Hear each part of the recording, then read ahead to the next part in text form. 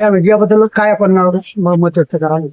मी माझी पत्नी विद्या पाटील कुन्नूर मतदारसंघातून निवडून आलेले आहे. भरघोस अशा मतांनी निवडून आले, 4,000 मतांनी.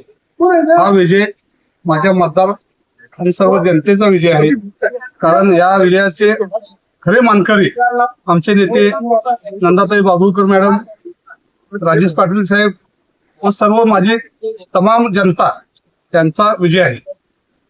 या विजयाबद्दल तुम्ही आपल्या मतदारसंघातल्या नागरिकांना काय आता म्हणजे आव्हान काय करता? मी आणखी भरपूर आवाहन करणार की आपण सर्व जे लोकांनी माझ्यावर विश्वास ठेवलेला आहे, त्या विश्वासाला मी कधी तडा जायला देणार नाही. आणि सर्व जनतेची जो माझा विजय आहे तो जनतेसाठी मी आपण करणार आहे. यापूर्वीच्या जिल्हा परिषदेमध्ये तुमच्या पत्नी विद्याताई पाटील जिल्हा परिषदेच्या सदस्य होत्याच. त्यांच्या विकास कामाचा या निवडणुकीमध्ये फायदा झाला असं वाटतं? नक्कीच फायदा झालेला आहे. कारण का मी नुसता माझ्या थोडे मतदारसंघाचा विकास केला नाही, तर संपूर्ण तालुक्याच्या दृष्टीने विकास काम केलेलं होतं आणि त्याचा नक्की याचा मला फायदा झालेला.